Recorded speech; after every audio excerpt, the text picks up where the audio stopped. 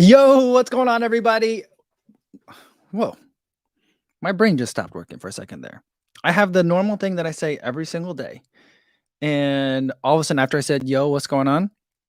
I didn't even say, yo, what's going on? I said, yo, what's going on, everybody? My brain just stopped and I forgot like what I was supposed to say next. I think my headphones were doing something weird. I don't know. It's been a really weird day for me, but it is 1 p.m. here in Crystal Lake, Illinois, and it's time for another live stream. Today is Friday, June 16th, 2023. We have made it to the weekend. And clearly, I need it because my brain just is not working today. It's been an unusual day for me. I'll tell you guys all about it. But first, let's say hi to everyone listening in the podcast. Hope you guys are having a good run out there today. The weather in the Midwest is weird again. I thought it was supposed to get warm towards the end of this week, and it's still kind of like really mild and chilly. I'm not complaining about it at all, but I'm just saying it's not like summertime super, super hot.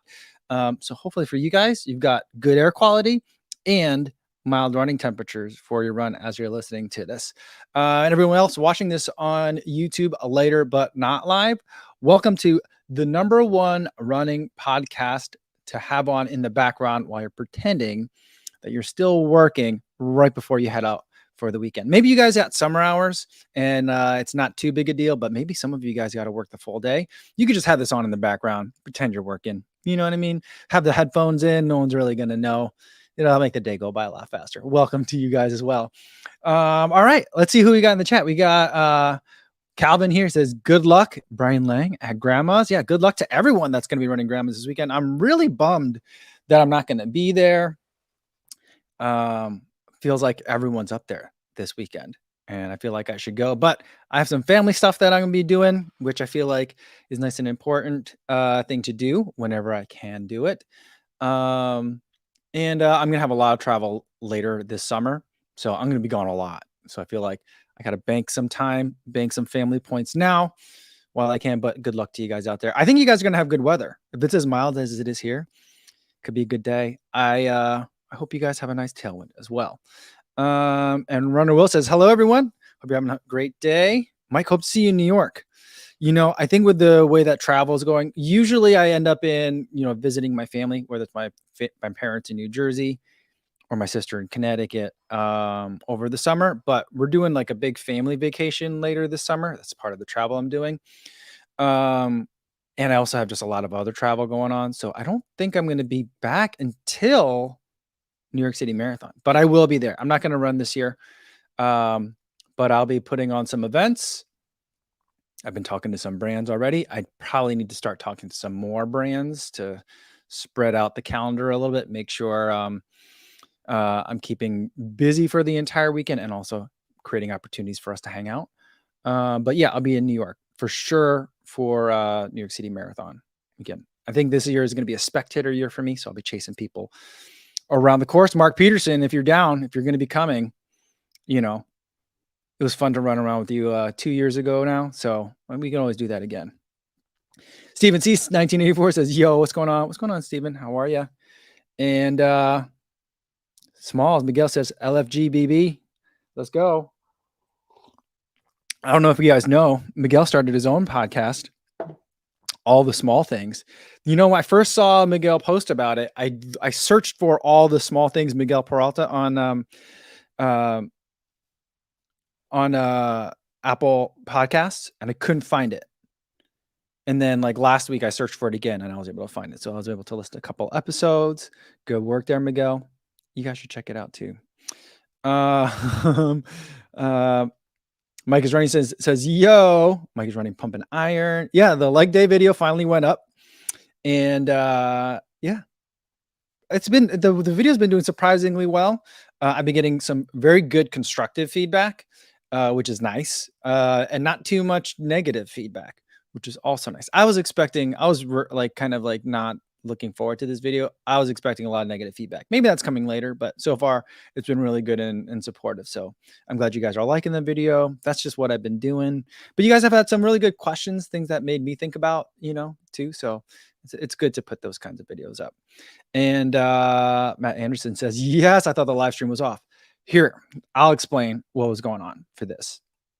So this morning, here's why you thought the live stream was off, because I didn't do my normal. Usually at around 11 or 12. That's the range where I like to like schedule the live stream for the day, take the thumbnail of the package that I'm going to open, like this package right here, and then post it up so that way you guys can kind of know that it's coming. But today I completely lost track of the morning because full, full transparency here. The same day that the leg day video went up, yesterday is the day that like today my back hurts a lot because yesterday I went too hard on the squats. So I went a little bit too heavy on the squat. It was a weight increase day, but it was too much and now my back kind of hurts. So I'm not sure if I'm even going to run today. We'll see how I feel later. But so I slept in the morning. And then at 7 o'clock, I slept in because my back hurt. And then at 7 o'clock, I had a live stream that I was doing with Al Rumi. He's a Malaysian running YouTuber. He's got 50,000 subscribers. Pretty impressive. But we did that live stream at 7 a.m. That's 8 p.m. their time. So they were like Friday evening over there, I think. Or it's yesterday. I'm not sure how the time zones work. So I did that for about an hour. And then I've been working all morning. I posted something for Relay, a written piece, reviewing some apparel that I've been running in the last month. A lot of the stuff that I unbox here, I do write-ups for it over on Relay. And then I started editing a video. I sat down with Laura Thweet while I was out in Boulder. I did a little sit-down interview with her. I was editing that all morning. It took a lot longer than I thought. It's much longer than I thought, just because I messed up the audio a bunch. So I had to do a lot of tinkering and stuff. So yeah. And then the next thing I knew, like the kids were hungry. I get them some breakfast, doing a little bit more work, and I'm about to finally start eating something. And then I look over at the clock and it's 12:50. It's almost time for live stream. So the day definitely got away from me. Hopefully it's the weekend. So I made it. Hopefully you guys have made it too. So that's kind of what's been going on. Ugh. That's why, but so like at 12:55, 5 minutes before live stream started, that's when I posted like, here's where the live stream will be. So I thank all of you guys for making it over here and having patience with me. All right. So let's see. There was a question. Let's see. Yeah, Steve Zabrowski wants to know, how much weight are you up to on the squats? So last week I did I never do the math, but I just know how much I stack up on each side. So I was doing 40 pounds on each side. So that's what, 80, that's 125 for the squat. And I felt it in my back, but it didn't hurt. It didn't give me problems, but I was just like, ooh, I feel like I'm working the back a little bit.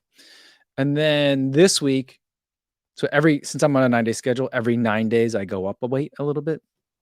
So this time I just put the 45 plates on there. So I had, what's that?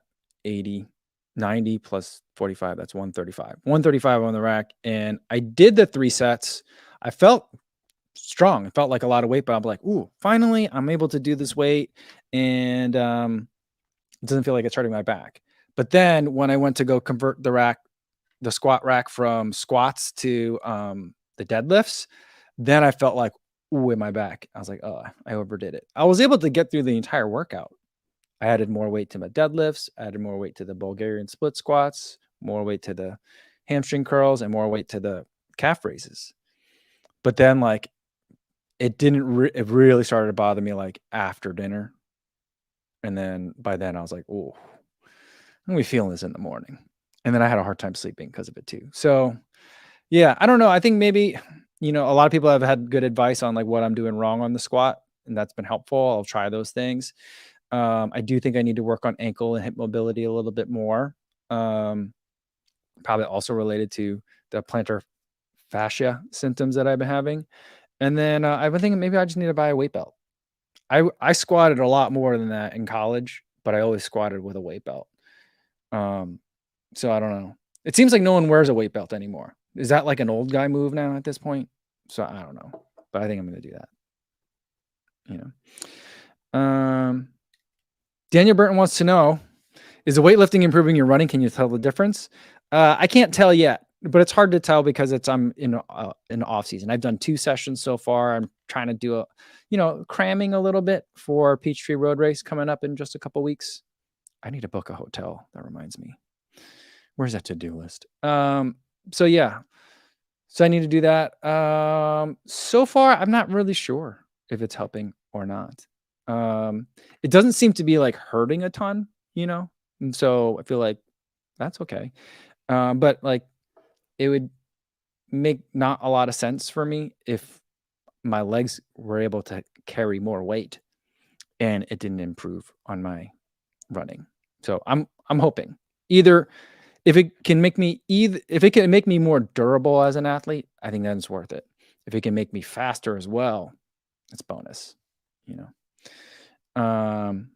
308 bar says he's getting into the taper for another Vancouver half marathon. Nice. And Daniel Flair wants to know do you do strength training in running shoes or more minimal low drop shoes? I do them in like casual shoes. So my favorite ones to use are the Asics Classic CTs. They look like the Japan S's, but they have a lower stack height. And those have a relatively wide toe box. And I think that they're 0 drop, but it's basically an all rubber outsole. So I don't like to do weights in running shoes because I feel like it screws up the running shoe. And also it's too squishy and it tilts you forward, which is not what you want in the weight room. So I always do that. I have like that New Balance pair of shoes that Greg made me for New York, which is like their like old school like tennis shoe, or I don't know if it's an old school basketball shoe. And then I have like a pair of Adidas like old school retro basketball shoes that I use. But both the New Balance and the Adidas ones have much narrower toe boxes, so I don't like that because I don't feel as stable. So that's what I've been doing.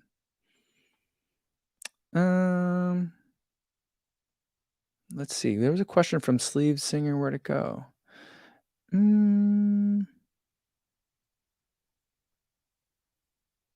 Joe says, yeah, to me, you're our coworker, that I'm the coworker, KO worker. And I like it. I like when you did that with that one.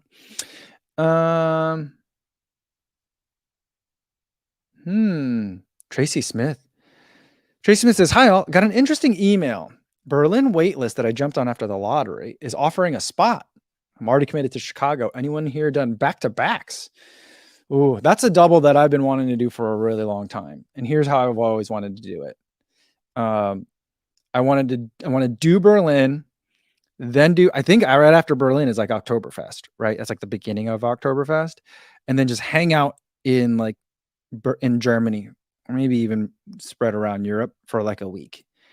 And then go directly to Chicago for the expo. Like that's what I've always thought would be like super fun to do. I kind of wish that in 1 year it would reverse where it'd be Chicago, then Berlin, because then I could do Chicago, then Berlin, and then Oktoberfest. But I don't think they're ever going to change places like that. But I think it'd be fun. A lot of people did the Berlin, London. That's like 6-day difference, so it's doable, Tracy. But I feel like unless you're an animal like Ben Johnson or Marcus Runs, who did both of them under 3 hours, like unless you're like a beast like that, I would pick one to fun run and one to run hard. You know what I mean? But that's fun. That's interesting because I don't know what's going on with Berlin, because I feel like people have been telling me that like, oh, hey, I got an email about a bib through this way or that way, or like a whole bunch of bibs got released somehow. So I'm like, I don't know what's going on with that. If they've just decided to add more numbers, or people aren't who did the lottery or cancel. I don't know. I'm not sure. Tracy Smith says, I'm afraid Oktoberfest could affect a recovery a bit, or it could enhance your recovery. No, has anyone tried that? Oktoberfest as a marathon recovery for another marathon? I haven't not seen any data on it myself. I feel like it's something worth investigating. All right. Tim Sechnik says, good evening from Poland. Which shoes outside of the Adidas family would you recommend for a marathon sub 3 hour attempt? Would love top 2 picks. Right now, I feel like my top 2 picks, this is a great time to be making a sub 3 hour attempt. Or I like to say 3 hour attempt. My number one is the Metaspeed Sky Plus. I just love that shoe. It works really well for me. It doesn't work well for everyone, but there seem to be a lot of people who have been running really well in that shoe. So Metaspeed Sky Plus. Then number 2, I mean, I could give you more than 2 picks, but, like, if I'm gonna rank it number 2, I might go with the Endorphin Elite. That's gonna be maybe, not as a popular of a pick. Uh, Metaspeed Sky Plus might not be the most popular pick too, but not as wild of a pick. But I might say Endorphin Elite. I feel like the Endorphin Elite's a little bit expensive, but I really like running in that shoe. So that I feel like if I can only pick 2 right now, I mean, I guess if you ask me tomorrow or on Monday, I might have a different 2, but those are the 2 that I'm gonna pick for right now. Um, Austin says, "Yo, finally able to join for the first time to this excellent live show." Well, welcome, Austin. Glad to have you here. This is a really nice picture that you got here, Austin. Is this like this looks like a headshot or something that you might have on like a uh, intra company website? That looks really nice. Mm. Shannon says, the interview with Sydney hit on all the things I wanted to ask myself. Thank you. Awesome. That's awesome. That's so great to hear. Because I remember like, I finished the interview with Sid and I was just like, oh, that was short. I feel like I should have got more out of it. I'm like, but I didn't really know where else to take it. So I'm glad that you that you liked it. The response seems to be pretty good on that one. So um, I appreciate and I thank all the pros who let me interview them right now because I'm like getting better at it. I'm not great. There's a lot of people that are great at it. I'm getting better. And I appreciate everyone's patience with me. And I appreciate you guys for watching it too. So hopefully like my goal is always to be like, what would like a normal person want to know about these people? Something's going on with the focus on this camera today. So like when I interview people, I always want to like I don't want to ask them the questions that like a regular journalist would ask them, but I also I don't mind asking them like silly zany questions like favorite place for hot wings and when you're traveling to New York City or whatever. I don't mind asking that question, but I want to ask like something in the middle, and I'm trying to figure out what that is. So, all right. Oh, Austin says this picture's on the 606. Is it really? Oh, it's right by that bridge. Okay. That's nice. That's awesome. Very nice. Adam says, I tried the Sky Plus on Wednesday. Felt like a bulge 4-foot rocker. That made it seem almost like a negative drop. Seems fine if forward on foot. Not sure I want to climb that bulge late in the full. Thoughts? Yeah, that's kind of what I like about that shoe. It's very much like if you think about like Alpha Fly, Adios Pro 3, Metaspeed Sky Plus, there's just like a giant bulbous landing pad on the forefoot. That's that you're landing on and you're not really using the heel. So if you're a heel striker, then I think these shoes are going to affect all 3 of those shoes are going to affect you very differently. But if you're a midfoot, forefoot striker, I like to land right on it and push off, just like land on it and push off. So that's why I like that shoe so much. And that's why I like the Adios Pro 3 so much because they have that kind of like big giant landing pad that you can pop off of. Now, in terms of climbing that bulge late in a full, I don't have too much of a problem with it. It works. It seems to work with me. And what I do like about it is when you're not if maybe you're doing a little bit of a heel breaking late in the race, it lets you know because you'll notice that you're not like hitting right and it feels like inefficient. Same thing with the Adios Pro 3. The Alpha Fly does it to less of an extent. It doesn't really have that problem. It's much more forgiving. So it lets you know when you're messing up, and then you just kind of like, all right, let's straighten things out. And then you get that positive feedback again, and it gives you a benefit, So there's a little bit of a penalty, but also it's just a slight one enough to remind you, hey, let's make sure we're staying clean. So that way it helps. To me, I like that. I like that feedback because then it also makes me feel like, oh, I'm feeling the shoe. The shoe is helping me late in the race. So I like all those things. So I don't have that problem. I did have that problem, and I mentioned this before, I think in the race recap, with the Primex Strung. It's such a big shoe, and it's heavy, that I had that problem where I didn't feel like I was getting over it. I felt like it was pushing me back onto my heels rather than encouraging me to get up on my toes. And so that was a shoe where I had a problem with, but the Metaspeed Sky I didn't have that problem with. So, you know. Aaron Avery says, going back to the weight belt question, before you use a belt for lifting, look into how it activates your core differently than when you don't use it. Yeah, I don't know. I have such a hard time whenever people say activate. As soon as a person says the word activate and they're talking about muscles, I'm like, I don't know. My brain goes into tilt. Like when a cartoon character, like in old timey cartoons, gets hit on the head and it says tilt and there's like birds swirling around. That's kind of whenever someone says activate. So I'm not really sure. But yeah, I just remember like in college, just like cinching that thing down as tight as I could. And it'd be really comfortable, kind of like a weighted blanket, you know. Because Aaron Abrams says, with the belt, your core pushes out to stabilize against it. Without the belt, your core pulls in to stabilize. Oh, I don't know. Is that good? Is that good or bad? I don't know. I'm not sure. Mm. Cosmic Pineapple Michael says, when a running shoe reviewer say that they are a heavy heel striker, I'm more cautious since I am such a forefoot striker. I love a big cushy forefoot to push off of. I'm with you on that one. Yeah, I don't. Are there who's out there that says that they're a heavy heel striker? I can't think off the top of my head. But I don't.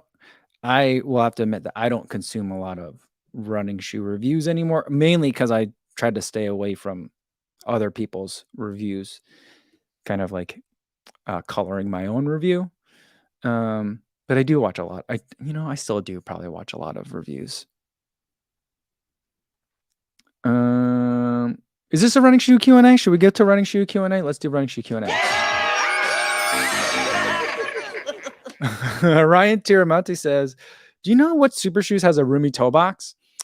Not many, I would say. Because I just think that all of them want to have like that racer snugness on the top. And so, especially if you're going to have to take a turn, you don't want to have a lot of room in there.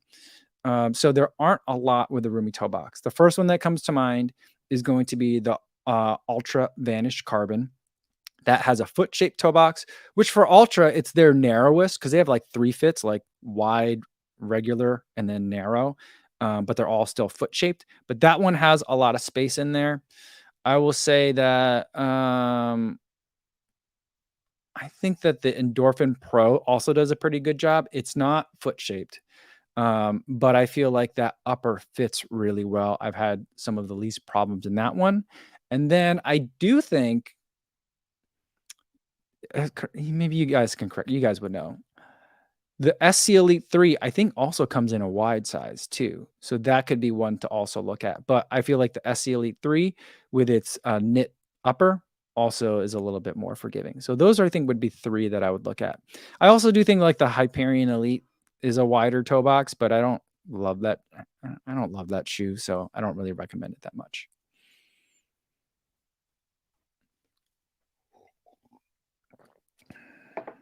Oh, Austin says that one of the doctors running, Matt Klein, often mentions he heel strikes. Oh, okay. Interesting. I'll have to remember that. Yeah, Cosmic Pineapple Michael also says the doctors are running guys are big heel strikers. That's interesting. Daz Darren 99 says, I hear runners say you have to activate your glutes, and I have no clue how to do that. Daz Darren, I'm with you. I have no idea what that means. Yeah. The only thing that here's how I equate it. When people say like sleepy glutes, you need to activate them. I think of it like this, in terms of like you just kind of need to have a little bit of a warm up or whatever. But like, let's say you've been sitting in a car for a long time on a long road trip. I mean, maybe maybe you don't have a bad back, so maybe this isn't a problem for you. Let's say you've been sitting in a car for a long time, and then instantly, like the moment you get up, someone was like, "Go run for a little bit." For me, I might be hunched over a little because my back might be a little tight from sitting for so long. Even though you're running and you're trying to sprint, your back would be like, I'm used to doing this, so I'm not gonna like let you get fully limber. I feel like sleepy glutes or unactivated glutes are kind of like that. So you gotta have to like stretch, so to speak, to get it to move. And for me, I do mobility work, get the hips open, make sure everything is nice and limber before I start the run. So that's kind of how I think of activation is like, I want to uncramp myself from a long car drive. So, and then Elliot Endure says, Google the Valsalva move for squats and wear a belt and get your bracing down. I think, yeah, I think I do. Yeah, I think there's a lot of things I need to work on. And I'm just going to chill on adding more weight for a little bit. I'm going to go back down to putting the 35 plates back on. It's an ego thing for sure, but I'll just go back down.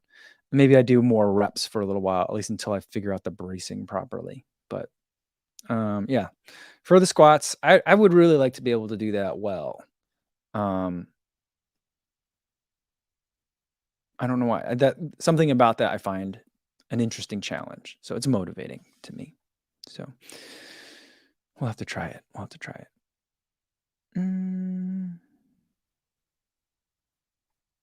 right, let's get to the package.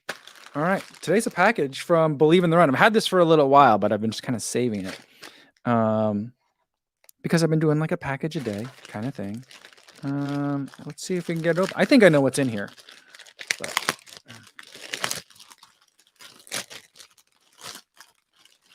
see what we got. Oh, this is different than what I thought it was because I signed up for Grit and I thought this was the Grit merch, but it is not. Man, they're getting good at selling stuff over there, Believe in the Run. Because when I signed up for Grit, they were like, "Do you want to buy any of this other stuff?" And I was like, "Yes, I do," because I bought this Last Drop Club T-shirt, and it's I didn't know it said this on the back. Maybe I just wasn't careful. Maybe everyone else knew, but it says "Hi Ma" on the back. So I love this shirt. It's a soft cotton shirt. Actually, it's not 50% polyester, 25% cotton, 25% rayon. So you could run this. You can run this. So yeah, so I might be doing some shakeouts in this one, but really excited to be wearing this one. I forgot that I had ordered this. Oh yeah, but yeah, that's going to be a lot of fun. So hi Ma kind of thing. That was fun. All right.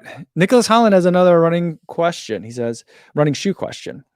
He says, I'm about to say goodbye to my Speed 2s. What's currently available and is most similar in feel? I would say, the first place I would look would be the Endorphin Speed 3. That would be a good place to start. I also think that the Rebel 3, Novablast 3, and Mach 5 are all good places to look. So, I think those are going to be some of your best bets in that category. So basically, all my favorite daily trainers from last year are going to be what you're going to be looking at. I made a video about it a little while ago at the end of last year, top 5 daily trainers. I feel like all of those are going to be good options that are going to be similar. Some are going to be squishier, some are going to be a little bit more bouncy, but they're all going to be kind of in a similar vein, And Brian Lang wants to know what fabric is good and bad for running. Sorry if it's not a shoe question. No problem, Brian. I think that it depends on basically how much you chafe. So for people that have a lot of chafing problems, cotton is a material that you want to avoid because once it gets wet, it kind of stays wet, and then the heavy wet material rubbing against your skin is what causes a lot of chafing for a lot of people. I also find it to be a little bit on the hot side. So it tends to be a little bit warmer unless you've got a super comfy, washed a million times kind of cotton shirt. And then you've got polyester, which is what the tech shirts are made out of. All the basically the technical materials tend to be some sort of petroleum product or petroleum based product, unfortunately. And so you've got things like the cheapest shirts that you might get from a local 5K race that are, if they're technical shirts, they're going to be 100% polyester, something like that. So it's going to wick sweat really well, but over time it can sometimes hold on to some odors. And then there's stuff like merino, which is good both for summer and for winter running as well. It's good at moisture regulation. It's a natural fiber that does moisture wicking, so kind of like the natural version of the polyester shirt. And so those are ones that work well. I tend to like ones that are like a blend of like polyester and a little bit of spandex, that gives it a little bit of stretch. And then there's like a whole host of other like organic and organic or like not by organic I mean like uh not hydrocarbon based, or not like oil based. And so like natural fibers, I guess is the better word for it, that are like treated with things. Some of them, like there's some that are like treated with like coffee grounds and things like that. So there's like a whole industry of material science that can go into it. You'll see them in a lot of like John G clothes. You'll see them in a lot of like Cotopaxi, Patagonia, like all those brands are experimenting with different kinds of fibers. And then there's also recycled fibers too, like the Prime Blue materials. So there's a whole bunch of things, but I think in my mind, the way I separate it is like there's cotton, and then there's like plastic, and then there's merino. Those are like the three buckets that I usually put things in. I guess also spandex for stretchy, So yeah, so those are the kind of like the main categories. Mm. All right. Let's see what else we got here. Small says, I love wearing a cotton shirt in training. Seeing the sweat build up makes me feel like I'm working hard. By the way, the Colorado looked bad because I was drenched. Yeah. That one is with a John G shirt. When I was running with Laura Thweet, I ran in. There's like a John G shirt that they sent. It kind of feels like a very thin or like a hospital scrub from the future. It's this weird material that's very, very thin and lightweight. And the moment you get like a little bit of wetness on it, it spreads like throughout the entire shirt, which I think helps with like evaporation. But like I won't even be working that hard and it'll look like I'm drenched in sweat. I think that's the shirt you're talking about, Miguel. So that's the one. And that's the one where the lady was like, "Oh, you guys must have been out here for hours, judging by how wet you are." And I was like, or sweaty you are. I was like, "Yeah, no, I haven't. And we weren't out there that long." But yeah. All right. Patrick Smith says, I'm a fairly new runner and I've been running 20 to 30 miles a week with cross training since November. About to travel heavily for many weeks, where finding time to run will be a challenge. How quickly will I lose stamina and speed? I don't really know about like strength, because you said you've been cross training, and not that you necessarily specifically asked about that. But in terms of like speed, I feel like speed is something that is a very fine-tuned thing in my mind, right? And so like I feel like speed, like the edge, that fine point, that speed that a person might have, I feel like goes away relatively quickly. But if you have fitness, like a nice base, like you've been running since November, um, that's something that could be resharpened again relatively quickly. Like I think of it like a mechanical pencil. It might get a little bit dull, but if you rotate the pencil just a little bit, the other side of that little pencil lead will be nice and sharp. So you can get it sharpened again real quick. I don't usually worry too much about losing speed. But in terms of stamina, I feel like if you're gonna go like, if you go like I haven't gone more than 4 days without running in a long, long time. And that would start to make me nervous. I think most people say that like, if you went full stop, I think after 4 or 5 days, you would notice. I don't know if that's more mental than anything, but like, I think your body adapts relatively quickly to whatever you're doing.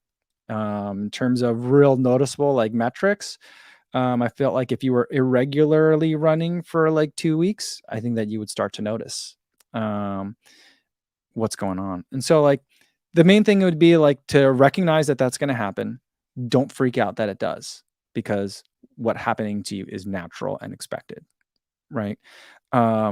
If let's say you have a race scheduled for like the week after you get back, I think then you might have to adjust your expectations for that race. Just be kind to yourself about it, because that's the real thing. I mean, maybe you might surprise yourself and maybe you stay fitter than you thought. But try to find other ways that you can. I mean, if you're going to be traveling heavily, I know how that can go for if it's a work travel type of trip. I know that can be tough. But if you can figure out some way of at least staying active, getting your heart rate up a little bit, you know, maybe that's by hiking if you're doing a lot of touristy stuff. or figuring out other ways to stay active. Maybe you get up and hop on or go for a little jog around the hotel for half an hour before the day starts, if that's possible, kind of thing. I think that'll go a really long way. So that's kind of how I think of it. Brian says running while traveling is always fun, even if you can only squeeze in a 30-minute jog. I would say, yeah, I do. But like there's time, like when I went to one of my nephew's high school graduations, the hotel we stayed at, it was like surrounded by a lot of like other parking lots and busy streets. So like the 30-minute jog wasn't all that interesting. It took me like a little bit longer than that to get an interesting run in. But if that's all you got, that's all you got, So, but ultimately, I would say, you might lose a little bit of fitness, but you'll get it back. It'll come back, All right. Nicholas Holland said, I'm dead. Ultra thin hospital scrub from the future. You need to trademark that. Yeah, I mean, the fit is kind of unusual too. It sits on, like, the cut is unusual. I don't think Johnny still makes it. I think they made it like that one year, but it's a fun one. I like that one. I usually don't wear it casually because if it's like a summer day and I'm a little bit warm, it'll look like I'm dripping in sweat, but it is a fun shirt. All right. Eric says, I mean, a lot of places have a treadmill. In a hotel, I wouldn't sweat it. Yeah. So you can always, I mean, here's the thing. Like I'm trying to think of this heavy travel situation as like, back in my previous life with my other job, when I'm traveling for a work job, I'm charging a very high daily rate. But I'm also working a lot. So it's one of those things where it's like the decisions at the end of the night are, can I get in another hour of work, or will I be more efficient if I just sleep an hour extra? In other words, get 2 or 3 hours rather than 1 or 2 hours. So it's like, it's not a matter of like, can I squeeze in a half hour somewhere? So I'm assuming it's going to be something like that, where it's like super intense for a long time. In that situation, there just really wasn't a lot of room for me to be running around a lot. So I understand kind of how that can go. C-Town fan said, I saw a YouTube video of someone jogging in a hotel, not on the treadmill, from floor to floor. That might have been Bo Miles. He did one where he did a marathon inside a hotel, like on the hotel property. It was pretty funny. He like ran through someone's convention. No one really even thought that was strange at all. Probably because he had cameras following him, but I've seen that before. And I'm sure there's other ones that are like that too. I mean, during the pandemic, I think we saw a lot of stuff like that. Patrick says, gives us more context. He says, I have an active job as a photographer, but working 12-hour days. Yeah. So I'll be moving, but not pushing the body. Yeah. I mean, like those are long days. 12 hours a day as a photographer, that'd be exhausting. When I did work and we had long days, I'm just sitting at a desk the whole time. But yeah.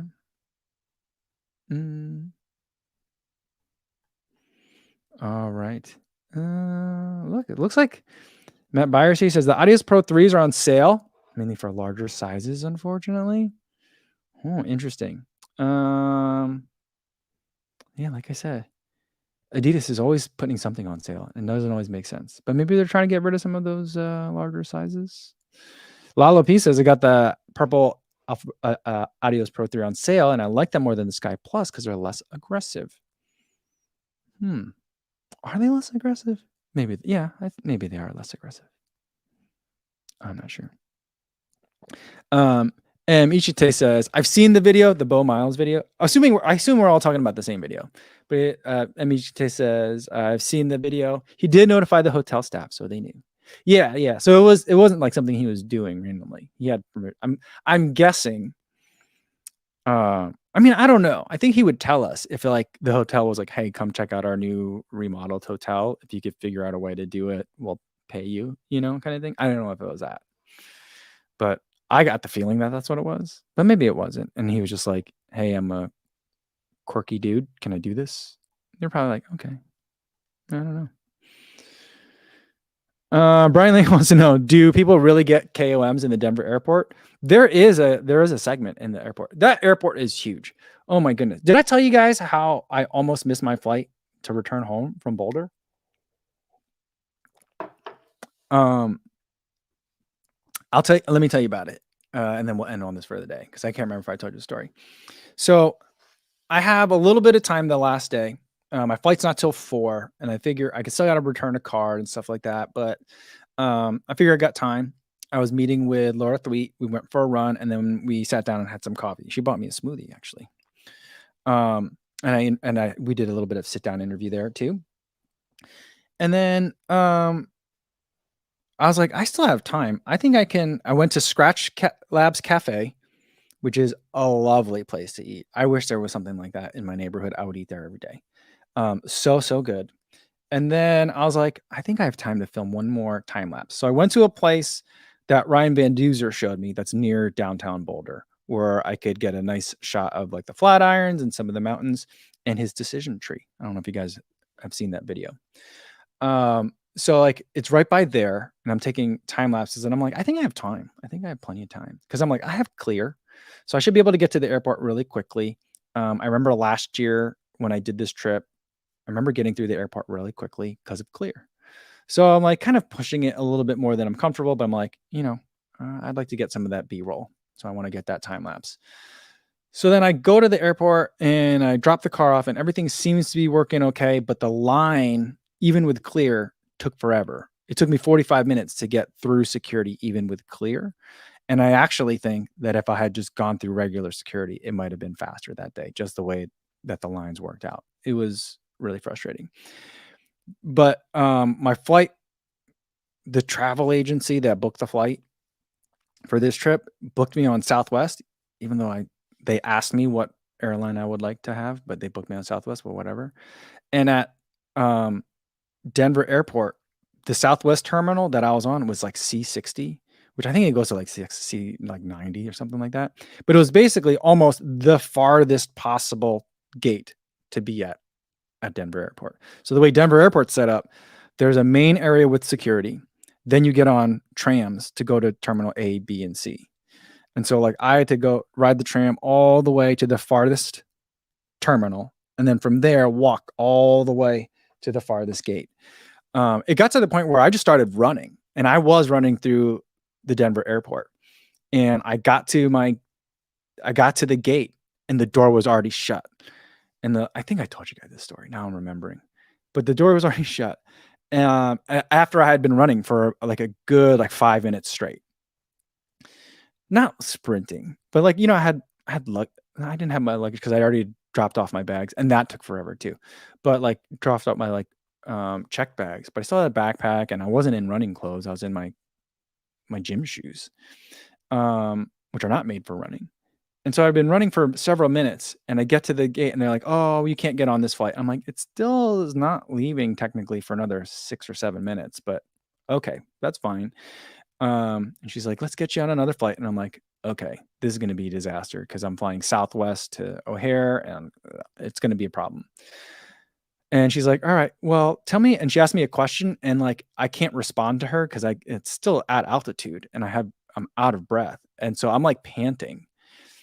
And she's like, "Oh, I'm sorry. Take a minute and catch your breath." And I'm like, "Yeah, sorry, I've just been running." And so I'm huffing and puffing. At least I wasn't dry heaving because maybe they wouldn't even let me on a flight if I was coughing a bunch. But I was huffing and puffing. And then at some point, some lady opened the door from the other side and was like, "Is that Michael?" And I was like, "I'm here." She's like, "Come on in." And I was like, "Thank goodness. Thank goodness." So I made it, but I was the last person on the plane.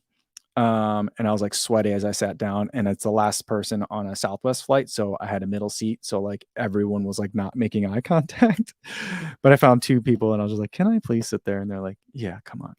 So that was it. Eric wants to know then, am I the C terminal Strava segment champ? I don't know. Maybe I am. I'll have to see. But it's just such a big airport. It takes forever to get through there. Yeah. Brian said, "Did your name not get on the intercom?" I didn't hear my name at any point. So yeah. And Shannon says, "I'm the jerk that held up the flight." No, we still left on time. That's the thing. We still left on time departure. So it worked out for everyone, because then they didn't have to find me on another flight. I got on the flight that I wanted. my luggage was on that flight. So it all worked out. So, so it's good. It all worked out. Brian Lang says, I'm getting nightmares of missing flights. Oh man, don't worry. It worked out. It worked out great.